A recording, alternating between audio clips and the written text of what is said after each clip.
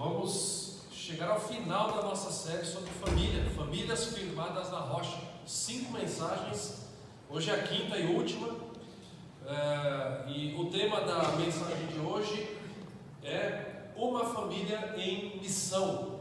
Vai ser colocado para nós. Então olha que interessante, começamos com o propósito de Deus para a família, o pecado dentro da casa e a graça restauradora, depois família em tempos de ansiedade, depois na semana passada o evangelho do casamento e na criação de filhos, e hoje a última série, a última mensagem da série, melhor dizendo, uma família em missão. E nós já cantamos que eu e minha casa. Então abra sua Bíblia aí em Josué 24, versos 14 e 15. A Alice acertou o texto aqui da mensagem de hoje, hein? Falei para ela, olha, certinho. Vamos fazer a leitura dos versículos 14 e 15 de Josué 24. Mas se você puder, deixa a sua Bíblia aberta aí, ou acompanha aqui também, porque eu vou fazer a menção de outros textos também, para a gente perceber a grandeza da palavra de Deus nas nossas vidas. Uma família em missão, o texto principal, Josué 24, versos 14 e 15, o texto nos diz assim: agora, pois, temei ao Senhor, e servi-o com integridade e com fidelidade.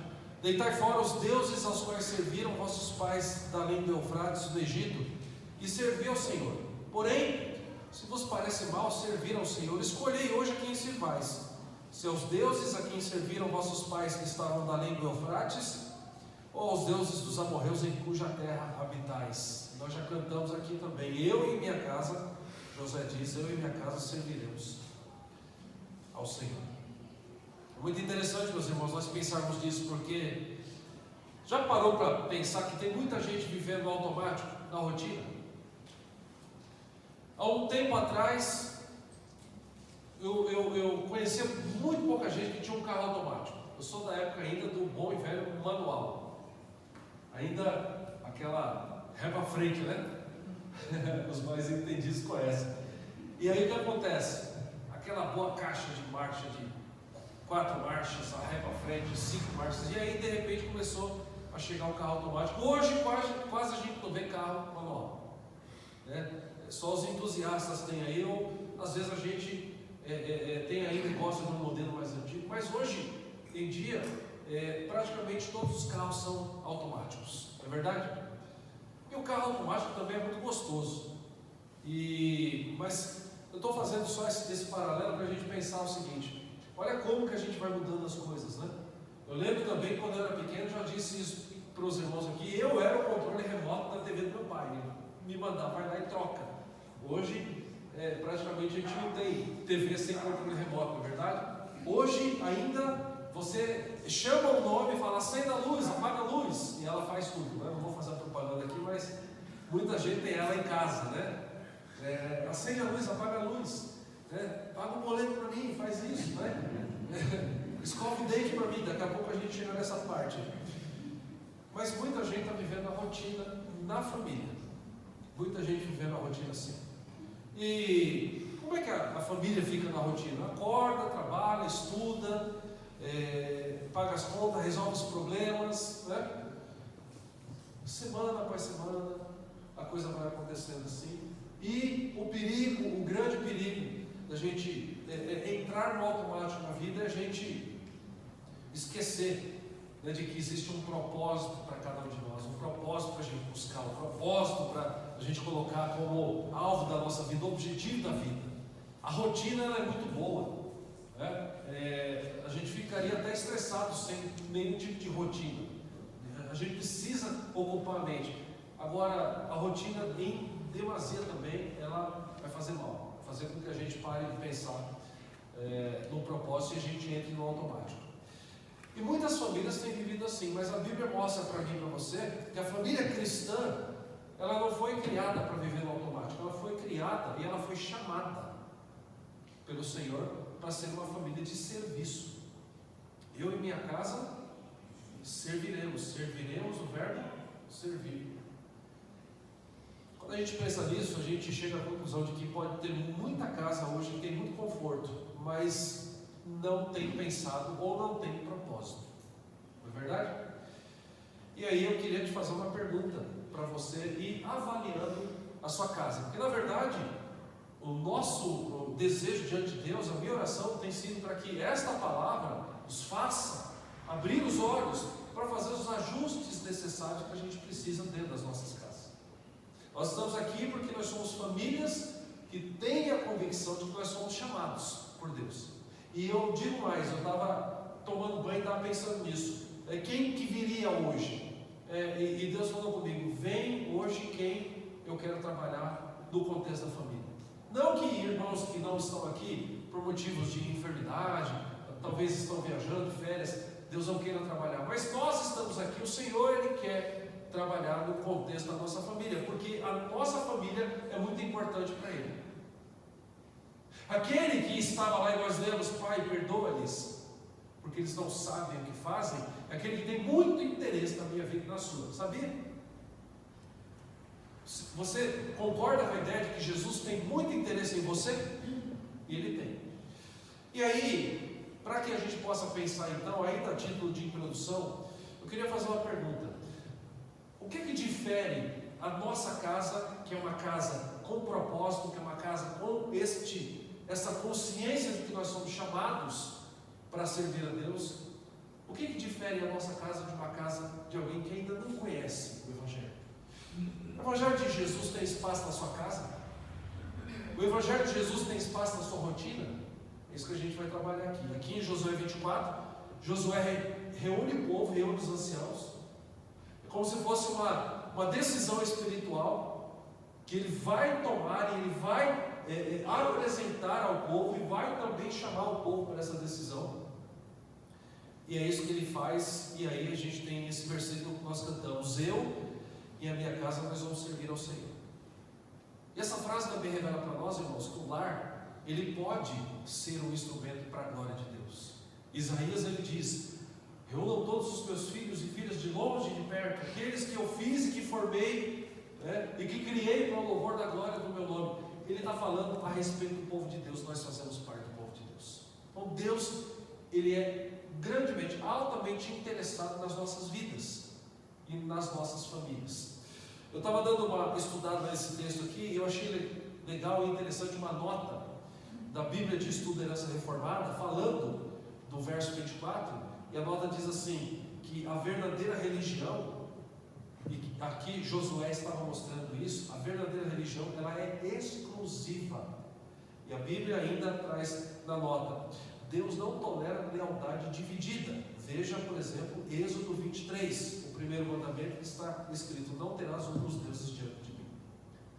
Então Josué, ele chama a atenção do povo, ele apresenta a decisão dele, e ele diz assim para o povo também: olha, tomem aí a decisão de vocês. No contexto aqui de Josué, nós estudamos isso, acho que há um mês atrás, 2 meses atrás, a gente estava falando de Josué ainda na escola bíblica, mas só para a gente lembrar, Israel, o povo de Deus, havia recebido muitos livramentos, promessas, vitórias dadas por Deus, e mesmo assim o povo corria o risco de dividir o coração entre se alegrar com Deus e se alegrar com outras coisas. E no capítulo 24, eu vou chamar você para você abrir a sua Bíblia para olhar. Eu vou fazer algumas menções. Josué vem mostrando como Deus estava agindo em favor do povo. Quer ver só? Dá uma olhada aí na sua Bíblia. Abra aí no capítulo 24. No capítulo 24, no verso 2, o texto diz assim: então Josué disse a todo o povo: assim diz o Senhor, Deus de Israel. Olha lá. O primeiro versículo está dizendo que Josué, ele reúne as tribos de Israel em Siquém, chama os anciãos, os cabeças, os juízes, os oficiais, e eles se apresentam diante de Deus. Nesta reunião, olha o que Josué ele fala. Ele fala assim para todo o povo: assim diz o Senhor Deus de Israel: antigamente vossos pais, Terá, pai de Abraão e de Naor, habitaram da além do Eufrates e serviram a outros deuses. Aí eu vou chamar a sua atenção para você perceber como Josué ele vai apresentar as ações, a atitude de Deus em relação ao povo. Dá uma olhada no verso 3. Eu porém, quem é esse eu? É Deus. Então olha só como que Josué vai apresentar o favor de Deus em relação ao povo. Olha só como é que ele está apresentando este favor de Deus para o povo. Que povo que era esse aqui? O verso não está dizendo, né? Os anciãos de Israel, os cabeças, os juízes, os oficiais. Ele está falando para a liderança do povo. Eu, Deus, verso 3, tomei Abraão, né, vosso pai, da além do rio, e o fiz percorrer. Olha só o verso 3 dizendo, olha o 4. A Isaac dei Jacó e Esaú, e a Esaú dei em possessão a montanha de Seir. Vai percebendo como é que Josué está dizendo tudo que Deus está fazendo. Verso 5, então enviei Moisés e Arão e feri o Egito. Verso 6, tirando eu vossos pais do Egito. Lembra que Josué, ele reúne todo mundo e diz, assim diz o Senhor. E ele está lembrando aquilo que Deus estava fazendo. Verso 7, e clamando vossos pais, o Senhor pôs escuridão entre vós os egípcios. Olha só, ele está o tempo todo lembrando. Verso 8, daí eu vos trouxe a terra dos amorreus. Ele está dizendo, tudo o que está acontecendo tem a minha mão, né? E ainda no verso 8, pelejaram contra vós outros, porém os entreguei nas vossas mãos. Olha só, ele continua dizendo, no verso 9, levantou-se também o rei de Moabe, Balaque, filho de Zippor, e pelejou contra Israel, mandou chamar Balaão, filho de Beor, para que vos amaldiçoasse, porém eu não quis ouvir Balaão, e ele teve de vos abençoar, e assim vos livrei da sua mão. Ele continua dizendo, no verso 11, passando vós o Jordão, e vindo a Jericó, os habitantes de Jericó pelejaram contra vós outros, e também os amorreus, os ferezeus, os cananeus, os heteus, os girgazeus, os heveus e os jebuseus, porém os entreguei. Olha como é que o texto está sempre direcionando a ação para Deus, é Deus quem está fazendo. Eu vos entreguei, todos esses povos vieram pelejar contra vocês, porém eu entreguei eles nas mãos de vocês. Verso 12, enviei, quem? Deus, eu Deus enviei vespões adiante de vós, que vos expulsaram da vossa presença, bem como dos dois reis dos amorreus, e isso não com a tua espada, nem com o teu arco. Eu gosto desse versículo que está dizendo, não foi com a tua força não foi com a força do seu braço não, né? E isso não com a tua espada e nem com o teu arco. E ainda no verso 13, dei-vos a terra em que não trabalhastes, e cidades que não edificastes, e habitais nelas, comeis das vinhas e dos olivais que não plantastes. Então olha só o que Josué está dizendo. Antes do texto que nós lemos, ele está lembrando aqui, ele lembra no finalzinho, ele lembra no momento dessa reunião, por favor de Deus em relação ao povo. Eu queria que você fizesse um exercício depois, na sua casa, de ler esse capítulo 24 e pensando em você, em tudo aquilo que Deus já fez por você. E isso fica muito claro quando a gente olha esse verso 13, que Deus, ele continua dizendo, né? Dei-vos a terra em que não trabalhastes. Eu dei para vocês a terra em que vocês não trabalharam na terra. Eu dei cidades que vocês não edificaram, e vocês habitam nelas. Vocês comem das vinhas e dos olivais que vocês não plantaram. Por quê? Porque eu, o Deus de vocês, eu dei a vocês. Quando a gente faz esse paralelo aí, pegando do verso 1 até o verso número 13, fica mais claro ainda, mais límpido ainda, vamos dizer assim, o convite que ele está dizendo e fazendo para o povo. Agora vocês escolhem a quem vocês vão servir. Ele está dizendo, olha só tudo que Deus tem feito por nós. Mesmo assim, né, e ele continua dizendo que aqui, se até o verso de número 13, Josué, ele apresenta a ação de Deus em relação ao povo, a partir do 14, que nós temos o 14 e 15, agora ele vai inverter a jogada. Agora ele vai dizer, agora eu vou mostrar o que é que Deus espera de vocês. Então, agora, pois, temei ao Senhor. Olha só tudo que Deus tem feito por nós. Agora, temei ao Senhor e servi-o com integridade e com fidelidade. E ele ainda continua no verso 14: deitai fora os deuses aos quais serviram vossos pais da além do Eufrates e do Egito, e servi ao Senhor. Então, irmãos, a gente precisa pensar nessa mesma questão hoje. Porque assim como aconteceu lá atrás, nós somos tentados, grandemente tentados, a no mínimo dividir a alegria que nós temos em Deus, no sentido de que, eu vou ser feliz se eu tiver isso, se eu for aquilo, se eu me tornar aquilo outro, se eu conseguir aquilo, se eu conseguir aquilo outro. E a gente vai ficando com a mente dividida. E aí eu acredito que o que o Espírito deseja fazer na minha vida e na sua é a mesma coisa que ele fez usando Josué, falando com aqueles anciãos, lembrando aqueles homens, aquele povo, do favor enorme de Deus, né, em relação a eles. E o Senhor, Ele deseja hoje, aqui nesse encerramento da série, fazer a mesma coisa com a gente. Lembrem de quantos livramentos eu já dei a vocês. Quantas vezes Deus nos livrou? E agora a gente olha para esse texto e nós temos pelo menos 3 lições que eu gostaria de compartilhar. Pedir para a Denise colocar para nós a primeira lição que esse texto nos dá, nos versos 14 e 15. E a primeira, baseada no verso 15, nos ensina que famílias precisam de uma decisão espiritual clara. Se você quer ser abençoado por Deus, irmãos, se a nossa vida hoje, se nós estamos acostumados assim, domingo eu vou na igreja, mas se a gente não pensa na segunda até o sábado o que nós estamos fazendo, e se nós não enxergamos aonde o Evangelho de Jesus está aqui, pode ser que a gente tenha entrado no automático. E se é a sua realidade na sua casa, glória a Deus que você está aqui, porque a gente está aqui porque Jesus, Ele quer abrir os nossos olhos para isso. Ele está dizendo para nós, cuidado, não entre no automático. Então, o verso 15 mostra para nós que famílias precisam de uma decisão espiritual clara.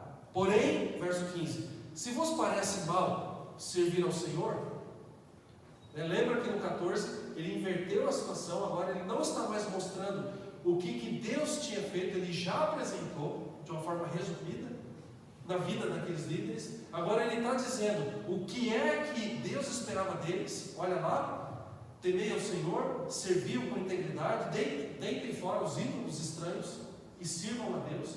E aqui no verso 15 ele mostra para mim e para você que a gente precisa tomar a decisão de servir a Deus. Escolhei hoje a quem vocês vão servir. Escolhei hoje a quem servais, se aos deuses a quem serviram vossos pais, que estavam da além do Eufrates, ou aos deuses dos amorreus, em cuja terra habitais. Eu e a minha casa serviremos a Deus. Quando a gente olha para esse versículo, você tem um verbo que ele vai aparecer 2 vezes. Escolhei hoje a quem servais. Está vendo ali em cima, na terceira linha? E esse servais que está lá na terceira linha, ele aparece aqui também no final. Eu e a minha casa serviremos. Isso aqui no hebraico é o verbo abade, que ora ele foi traduzido aqui como servais e depois como nós serviremos. E qual que é a tradução desse verbo? Abade, ele significa trabalhar, ele significa servir a Deus, labutar, né? Servir diretamente ligado ao serviço a Deus, tornar-se servo, compelir ao trabalho, fazer, trabalhar, servir. Então esse verbo ele está dizendo assim, que Deus deseja, né, que o nosso coração esteja inteiro no desejo de estarmos envolvidos com o trabalho dele. Então, quando nós estamos aqui, é como o Neto disse, nós estamos aqui porque nós estamos louvando a Deus. O culto é um serviço a Deus. O louvor está aqui, está trabalhando a Deus. Os irmãos estão aí ouvindo a palavra para que sejamos trabalhados. Nós também aqui. Eu digo sem medo de errar, as músicas falam muito ao coração de todos nós que estamos aqui na frente. E digo sem medo de errar também, a palavra de Deus diz que o Senhor ele não observa apenas o nosso trabalho, Ele vai além e Ele observa as nossas intenções. Então, se a minha intenção é estar aqui e pregar e esperar um elogio, Ele sabe.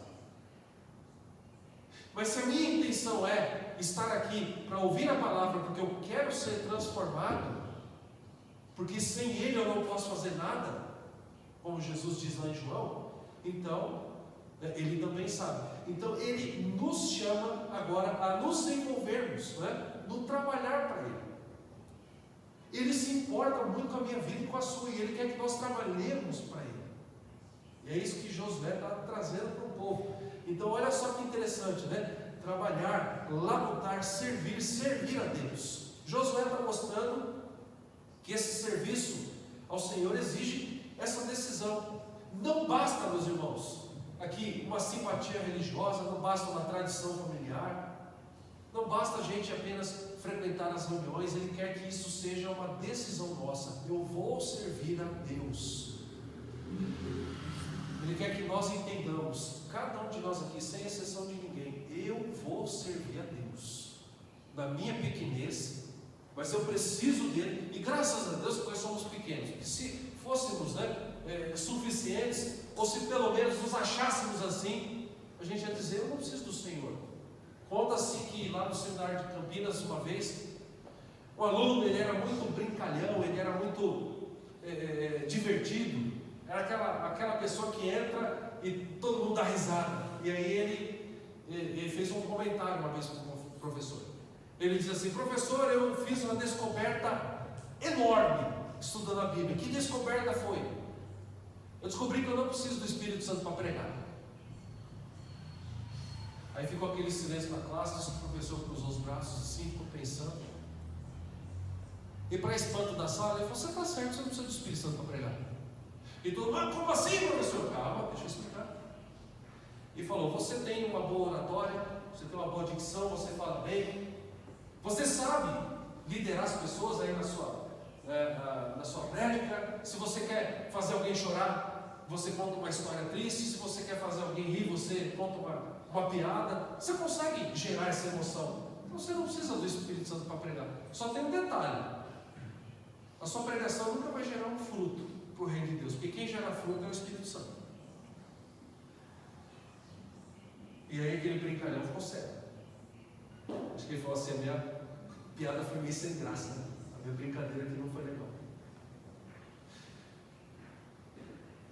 O Senhor, Ele sabe exatamente da nossa capacidade, Ele sabe exatamente das nossas dúvidas, Ele sabe exatamente das situações que nós enfrentamos, mas Ele deseja que eu e você, Ele deseja olhar para nós e perceber a nossa intenção em trabalharmos para Ele. E não apenas uma intenção, mas uma decisão, no sentido de que eu vou servir a Deus. Como é que eu vou servir a Deus? Pode ser que o chamado que Deus tenha para a sua vida seja diferente do chamado que Ele tem para mim, mas Ele quer que nós entendamos isso. E aqui no contexto das nossas casas, no contexto da nossa família, nós precisamos dessa decisão espiritual clara. Nós precisamos entender que nós estamos em missão, que uma família cristã, ela não deve apenas viver no automático. Ela não deve apenas viver como se aqui fosse um eterno parque de diversões. A gente está aqui só para se divertir, porque tem gente que vive assim, compra a camisa com a estampa: eu tenho o direito de ser feliz, né? E pensa que esse é o objetivo primeiro e último da vida. Não, para nós que somos povo do Senhor, agora escolham aí a quem vocês vão servir.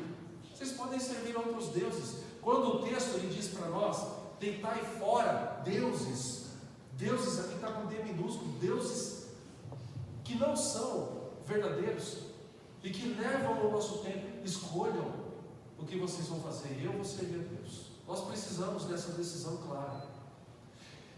Nós precisamos entender que nós, como cristãos, estamos em missão, e a nossa família, se é uma família cristã, é uma família que está em missão.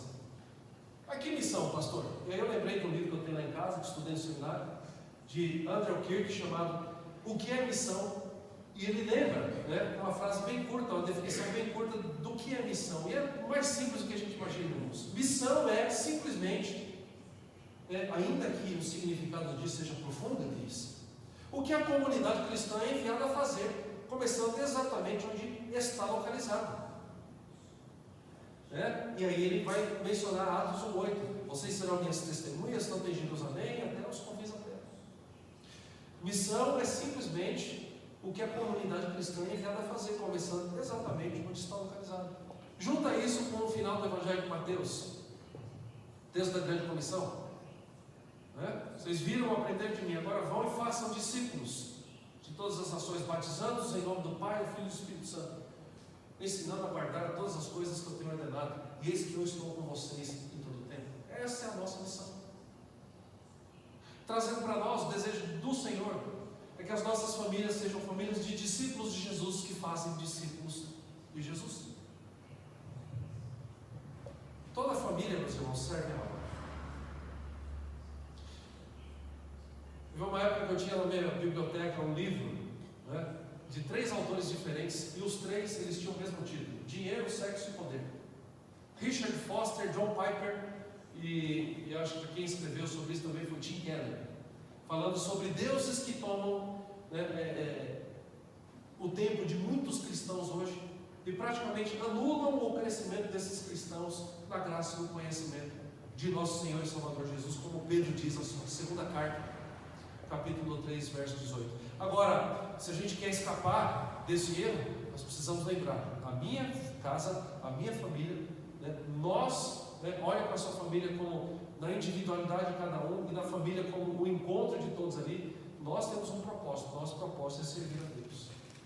Calvino ensinava que o coração humano é uma fábrica de ídolos, e eu e você estamos aqui para sermos lembrados disso, e para que a gente possa dizer, assim como Josué: eu e a minha casa, nós vamos servir a Deus. Pode ser que você não saiba como, mas se você sair daqui com essa decisão, tenha certeza, coloque isso diante de Deus, Ele vai mostrar o que Ele quer, e como Ele quer agir, e como Ele quer usar a sua vida e a sua família. Mas o texto, ainda no capítulo 15, nos traz uma segunda lição. A segunda lição que o texto nos traz, vai ser projetada aqui também para nós, é que família serve ao Senhor dentro de casa. Ainda no verso 15, porque ele diz, olha só que interessante, Josué, ele não diz apenas eu servirei a Deus, ele diz eu e a minha casa. E aqui o que ele está ensinando? Ele está ensinando que a fé na família, ela não é apenas individual, não é apenas uma pessoa que vai tomar essa decisão. Essa fé, ela tem que ser a fé adotada por todos nós. Nós oramos, nós pedimos a Deus, nós homens temos um papel muito importante como sacerdotes de Deus dentro das nossas casas. O Senhor deseja, né, que nós honremos isso, e a gente precisa entender que, assim como já foi colocado nesse culto também, nós estamos em culto aqui, mas nós continuaremos em culto ao Senhor na nossa mesa em casa, nas nossas conversas, no tratamento mútuo de um com o outro, na educação dos filhos, no uso do dinheiro, na forma como nós lidamos com os conflitos. Olha só como é que está tudo ligado. Uma pessoa que não conhece o Evangelho, no conflito ela se desespera. Nós, assim como Davi, dizemos: como vou dizer para a minha alma, foge como um pássaro para o monte, olha Deus aqui, Ele é o meu Deus, eu vou esperar nele. Então olha que coisa maravilhosa.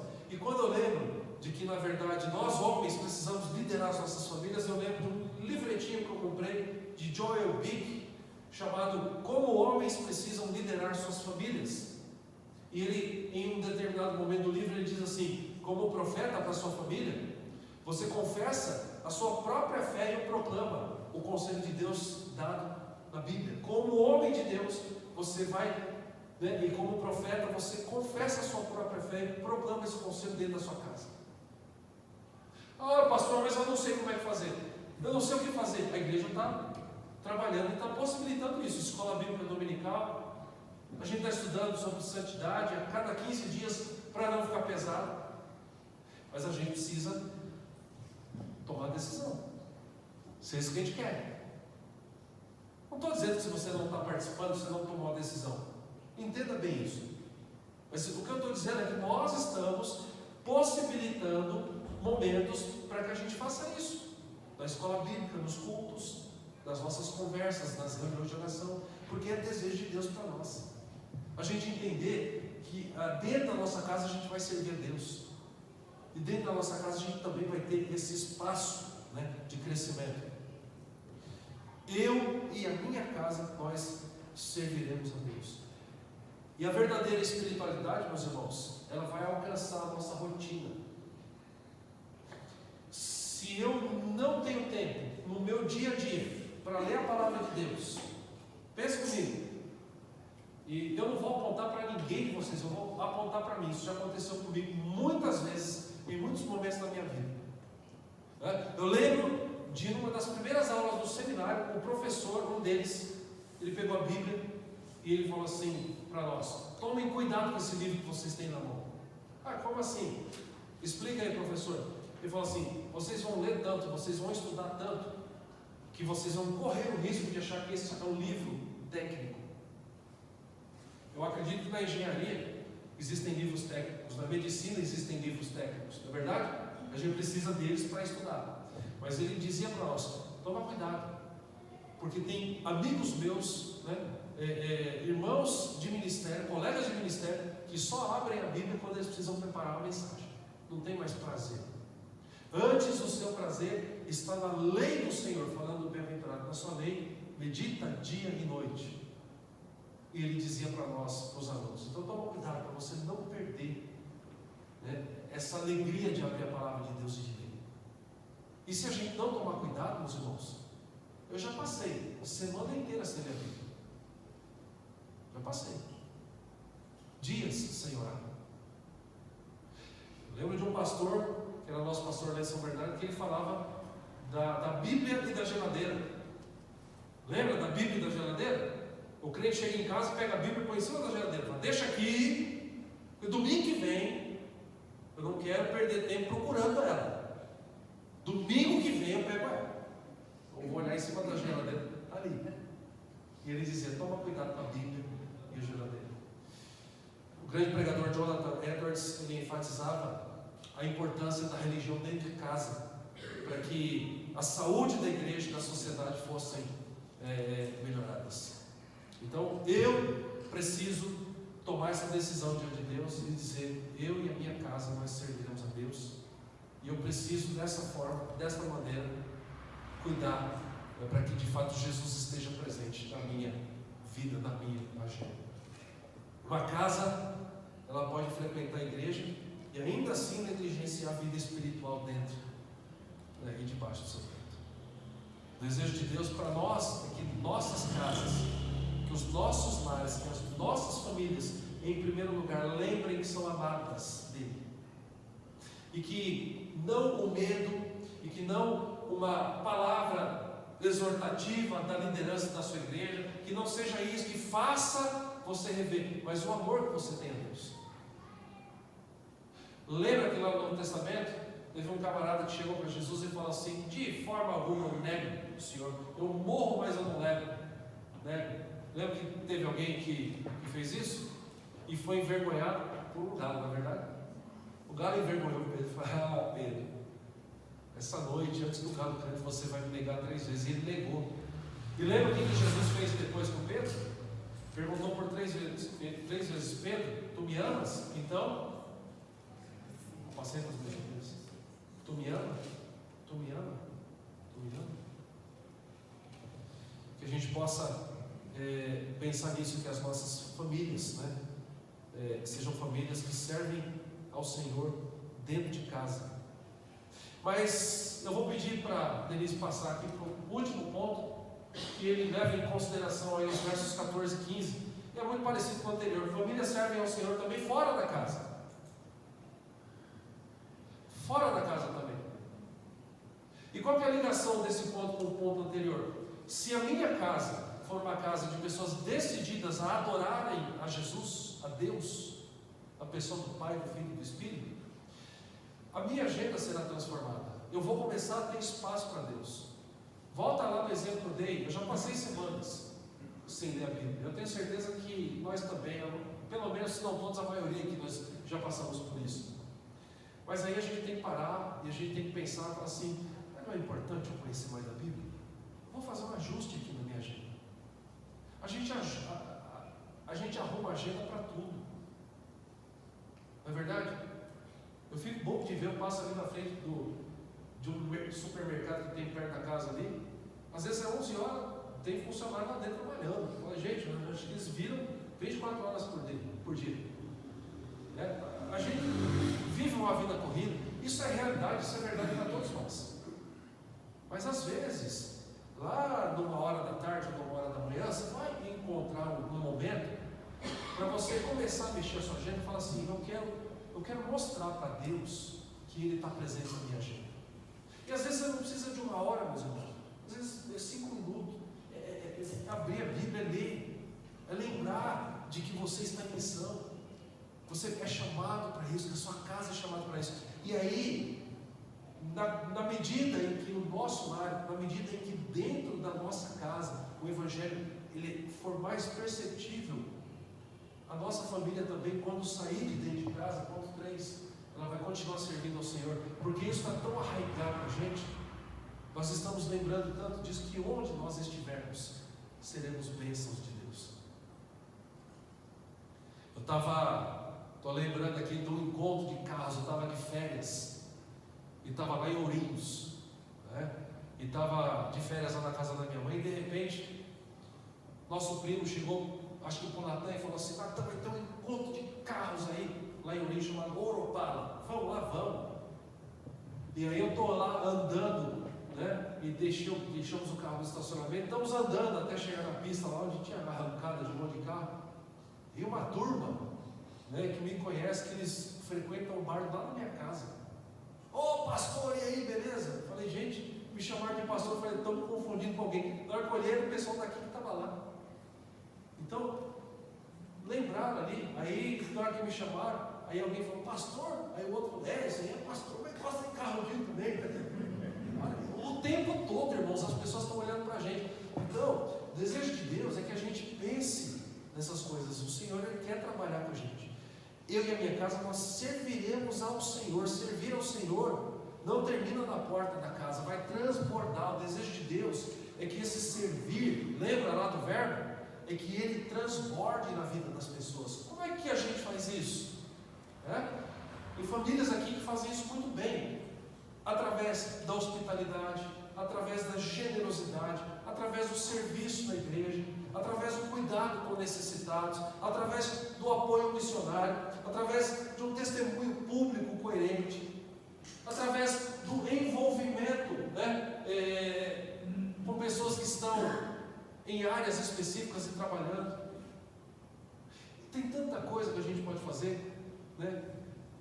A gente precisa lembrar de uma coisa aqui, né? O menino lá havia dito: eu não preciso do Espírito Santo para pregar. E Jesus ele disse: porque sem mim nada vocês podem fazer. Mas essa não é a nossa realidade, porque pela graça do Senhor ele habita na minha vida, habita no Adilson, habita na Andresa, no Kiki, habita na Fátima, habita na vida das nossas sogras. Viu, Ale? Brincadeiras à parte, o Senhor habita em nós. E uma outra coisa que nós precisamos lembrar é que o Espírito Santo quem distribui os dons. Então, se você está aí com os seus botões pensando assim, mas o que Deus quer fazer? Se você já está pensando nisso, eu vou dizer para você, Ele vai fazer, porque Ele vai te mostrar o que Ele quer e como que Ele quer que você trabalhe para Ele. Então, aí a gente vai trabalhar, a gente vai lembrar que nós temos uma missão. Nós vamos lembrar que a nossa família, tomando essa decisão, assim como Josué de dizer, eu e a minha casa serviremos a Deus, a gente vai servir, Ele vai estar lá dentro da nossa casa. E quando a gente sair, portão fora, Ele vai continuar com a gente. Porque famílias abençoadas têm que abençoar. Porque lares cristãos existem para a glória de Deus. Quantos lares cristãos nós temos aqui? Existem para a glória de Deus. E você pode pensar, pastor, mas você não conhece a minha vida, você não conhece a minha realidade. Mas Jesus conhece. E Ele diz, mas se eu estiver com vocês, se por um lado Ele diz, porque sem mim nada podeis fazer, depois você lê lá João 15, Ele vai te dizer também, mas se nós estivermos ligados à videira, nós seremos limpos para que a gente vá e produza fruto, e frutos abundantes. O mérito é dele, quem vai fazer é Ele, meus irmãos. Nós precisamos nos alegrar para que de fato a gente possa continuar servindo a Deus. Eu quero concluir dizendo que uma família sem propósito, ela vai repetir rotinas. E mais uma vez eu vou dizer, pode ser que você esteja mais ou menos hoje assim. Não estou afirmando, ok? Mas existe a possibilidade. E quando eu penso, eu não estou pensando em apontar o dedo, eu estou pensando na minha vida, na minha família também. Uma família em missão, por outro lado, ela vai transformar a rotina em culto. Na história da igreja, eu não vou lembrar o nome dele agora, mas teve um monge que tinha uma grande crise. A crise dele é que no momento em que outros estavam lá orando a Deus, ele estava lavando louça. Aí ele descobriu que ele poderia adorar a Deus enquanto ele lavava a louça. Portanto, quer vocês comam, bebam, ou façam qualquer outra coisa, 1 Coríntios 10:31, façam tudo para a glória de Deus. Sabe o que o Senhor ele deseja essa noite? Ele deseja olhar para cada um de nós aqui e dizer: eu quero que você caminhe comigo no seu trabalho, na sua casa, nos seus afazeres, no seu lazer. Que a gente possa convidar: Senhor, vem comigo no meu trabalho, vem comigo porque eu preciso do Senhor. E aí, irmãos, com um apelo final, assim como aqueles anciãos, assim como aqueles líderes estavam ali na frente de Josué, assim como eles foram lembrados de todo o amor e todo o favor de Deus por eles, o Senhor deseja perguntar para nós: quem é que está governando a minha casa hoje? Será que hoje a gente pode dizer que nós estamos nessa pegada de Josué? Porque assim como ele diz, eu e a minha casa estamos servindo a Deus. Será que a nossa família hoje, ela existe ou é uma família que serve? Nós estamos envolvidos no serviço? O meu lar influencia para o reino ou apenas acompanha a cultura? Sou apenas mais um na multidão. Deixa eu dizer para todos nós aqui, nós não somos mais um na multidão. Você já deve ter participado aí de momentos em que você estava no meio da grande multidão. Quando eu era jovem, a gente participou lá de momentos de participação em passeatas de cunho político por conta de estudantes, lá na Avenida Paulista. Olha que chique, corremos da cavalaria da polícia. Eu nem sabia o que estava acontecendo, mas todo mundo correu também. Você pode ir num jogo de futebol e estar no meio de milhares de pessoas, não precisa ir, não precisando. Você pode ir numa apresentação, num teatro, num show. Você pode estar no meio de milhões de pessoas, e milhões de pessoas ali, milhares de pessoas não vão te conhecer, mas Jesus vai te chamar pelo nome, porque Ele sabe exatamente quem você é. Porque Ele te escolheu, Ele entrou na sua vida. E o que é que Ele espera? Ele espera encontrar essa contrapartida nossa, dizendo assim: eu e a minha casa nós vamos servir a Deus. Que seja assim na minha vida, na minha família, que seja assim na sua vida, na sua casa, que vivamos para a glória do Senhor. Irmãos, eu quero lembrar disso, né? A gente sempre tem colocado aqui no final o resumo das lições. Eu acho que essas aí ficaram claras para nós, né? Vamos tomar essa decisão. E se você está com alguma dúvida, converse comigo, converse com um dos presbíteros, se envolva aqui nesse trabalho, tem tanta coisa para a gente fazer, né? Talvez aí você tenha aí uma clareza, talvez aí Deus fale com você, no sentido de que, olha, nessa área, naquela outra, né? Vamos servir a Deus dentro de casa, vamos servir a Ele fora de casa. Mas a gente tem que tomar essa decisão. Vou pedir para a Denise passar mais um slide para nós, e eu quero lembrar vocês de uma coisa para a gente pensar. Antes de passar para o próximo, nos últimos 2 meses nós tivemos 2 séries. Alguém lembra qual foi o assunto principal da série anterior a esta? Pode passar, Denise, por favor.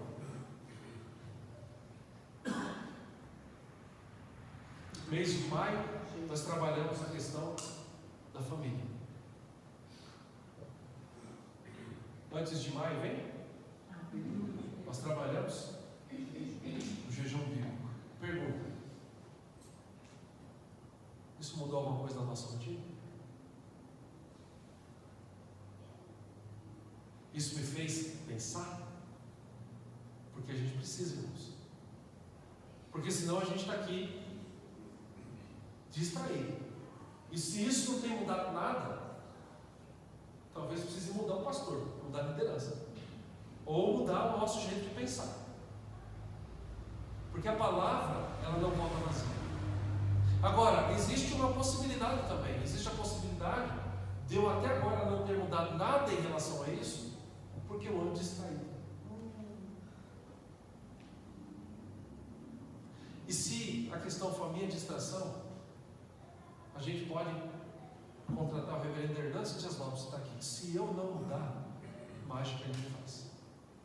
Então estou dizendo isso com muito carinho, para a gente perceber o seguinte: o Senhor, Ele deseja falar o nosso coração, Ele deseja o nosso envolvimento nisso, para que não nos enxerguemos mais como apenas mais um monte, para que eu e você, para que nós possamos lembrar, Ele me chama pelo meu nome, Ele sabe exatamente quem eu sou, Ele sabe exatamente o que eu tenho feito, e mesmo assim Ele tem abrido os braços para mim e me chamado e falado assim: vem aqui comigo, vamos caminhar junto, eu estou com você todos os dias da tua vida.